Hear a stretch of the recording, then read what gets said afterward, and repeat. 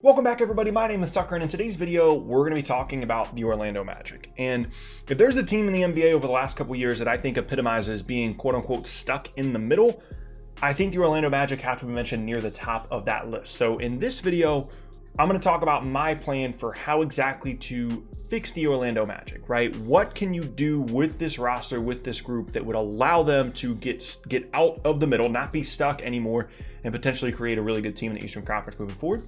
That's what we're going to be talking about in today's video. But quickly, before we get started, if you enjoy content like this, then consider subscribing. I upload twice a day, every day, all throughout the NBA offseason. It's a great place for consistent NBA content. You can also leave a like rating on the videos as well. Helps me out a ton, lets me know that you're enjoying the content, and helps to get out to more people on YouTube as well. You can also check me out at various socials at the bottom of the screen. There's a link in the description to a link tree as well that can put you in the direction of any social media site you want. I'm on there. It's a great place to interact with me outside of these videos. But with those things said, let's talk about the Orlando Magic. And believe it or not, despite the standing that Orlando looks to have going into this upcoming NBA season, they have the 7th highest payroll in the entire league. Yes, you heard that right. The Orlando Magic, a team that has barely snuck into the playoffs in the past and doesn't look to be a playoff team this upcoming season, has the 7th highest 2020 to 21 NBA payroll, which is definitely an issue. But first, let's kind of overview the situation here for Orlando. So they have Nikola Vucevic, they have Aaron Gordon, they have Jonathan Isaac as the core of the team, quote unquote, in terms of the real legitimate players. Those are the three guys that you would list off first as, legitimate pieces moving forward, right? Then you've got other guys like Evan Fournier, Markelle Fultz, Terrence Ross, Mo Bamba, some other kind of fringe players that you've seen and that you kind of hope are going to be good and important pieces moving forward, hopefully. And then you've got other guys like Okiki and Cole Anthony that you haven't seen play yet, but are kind of the X factors and the wild cards, just kind of hanging out on the edges, right? That could change some things, change the trajectory of this team a bit moving forward. So the problem with that, however, is that they just aren't any good. From a roster standpoint, and when you look up and down at this group, they just don't have enough talent for you to really be excited about them, even as an Eastern Conference playoff team. And I know that sounds strange for a team that has had a couple of playoff appearances in the last couple of seasons, but without Jonathan Isaac this upcoming season, due to an ACL injury that he suffered in the bubble, they just don't have the talent, in my opinion, to really, they'll be in contention, they'll kind of be around, but there's a lot of other teams in the Eastern Conference that got significantly better and are going to make that race for the 7th and 8th seeds much more difficult, to the point where I'm not sure that Orlando is even going to be in contention for either of those spots at the back end of the playoffs in the Eastern Conference, which is a big issue when you consider the fact that there's not a ton of upside moving forward on this roster. And as I said, they're paying the 7th highest payroll in the entire league for a team that, in my opinion, doesn't even look to be challenging all that well for the playoffs this season. And it's not the kind of not good that is helpful. It's not the kind of not good where it's like, okay, we're not a great team right now, but you can see how it would happen. You could see how all these different pieces would fit together. There's still upside on this roster, because that's simply not the case. Vucevic is now 30 years old. Mo Bamba's been an absolute bust. Jonathan Isaac tore his ACL. Markelle Fultz is still really unproven as a future piece. And Cole Anthony and Okiki haven't even played yet, so you have no idea what you have in those two guys. And Aaron Gordon is just okay. Is anybody really super excited about the future and the potential of Aaron Gordon anymore? Because I'm certainly not. So with all those things said, what do we do with the future of Orlando here, right? You're a team that's stuck in the middle, that has one of their best players hurt, not playing this season. You have a high payroll. There doesn't appear to be a huge future. You don't have extra draft pick assets. You don't have any super high upside players on the roster. What do you do? Well, for me, if you're not a fringe 8 seed anymore, and you're not bad enough to necessarily get a top 5 pick, I would turn this into an evaluation season if I was the Orlando Magic. I need to understand what I have, whether that's in Aaron Gordon, whether that's in Mo Bamba, Markelle Fultz, Anthony, Okiki, any of the guys on this roster. I need to know where I'm at, what the value is for each of these players, how much they're going to help me moving forward. I need to know these things. So I would prioritize playing and figuring out and finding out what I have in those players. It wouldn't be a situation where I'm playing Nikola Vucevic 35 minutes a night. I need to figure out what the deal is with Mo Bamba. I need to figure out what the deal is with Markelle Fultz. Is he a legitimate long-term option for this group? That's the priority for me. And the reason that I would do this is not only because of where this team looks to be going, but also because there's some important contract decisions to be made here coming up. You've got Jonathan Isaac and Markelle Fultz. They're going to need new deals at the end of this season. Isaac, you're not going to be able to evaluate any further. You got to kind of figure out an extension for him. And then Fultz, you got to figure out, again, if this guy's going to be a long-term piece or not. They're going to need new deals. And if they sign both of them to market level extensions, they're at the cap for next season. So they need to figure out if, those guys are going to be part of the future here in Orlando. You would imagine that they would like for both of them to be, but again, you need to evaluate that specifically for Fultz.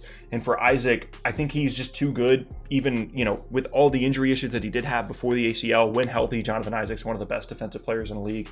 And I think you have to bring him back if you're Orlando. You can't let that type of talent just walk away. And if Fultz has a good season this year, it looks like a good future piece, I'm okay with like a 3 years, 35, a 3 years, $40 million deal for Markelle Fultz that allows him to continue to grow and develop. If I have some financial security and then go back into free agency when he's in his prime a couple of years from now, I think that's a fair deal for both sides, and that'd be something I would be interested in if I was the Orlando Magic. Because he's still 22 years old. I already talked about the importance of Isaac, and then you got Anthony, Okiki, Bamba, guys like that you don't really know what you're going to get out of those guys. But let's just say, for example, the evaluation process goes well. You feel really good, if you're Orlando, about the future of those guys. And, those 5 guys specifically, Isaac, Fultz, Anthony, Okiki, and Bamba. You're looking at a relative starting 5 there, right? Depending on how the extensions work out, hopefully you can bring back Bamba, Isaac, and Fultz, and then you kind of move forward from there. At that point, if the evaluation process goes well, all the veterans are on the trade block for me personally. You want Aaron Gordon, you want Nikola Vucevic, you want Evan Fournier, you want Alfred Gaminu, Terrence Ross. Have anybody you want. I'm moving forward with that group. I'm not going to be stuck in the middle anymore. I'm going to go, develop these younger players, be at the bottom of the Eastern Conference, go get myself a top pick, and then recycle everything else afterwards. I'm not going to keep being stuck in the middle and stunting the development of my younger players by playing all these veterans over them. I'm going to get value. I'm going to get future assets, and I'm going to be looking to be a good team in like 2024 rather than, an average team in 2021. That would be my goal personally. Now, the problem is, what happens if the evaluation process doesn't go well and you don't like what you see out of Fultz or Anthony or Mo Bamba? Well, at that point, things get significantly more difficult. And you've got 2 options. 3 options really. 1, you can reset anyway, like I just talked about, and just get future value and maybe guys like Anthony look better moving forward. 2, you can make some kind of huge star trade and try and just say, screw it. We don't have much of a future anyway.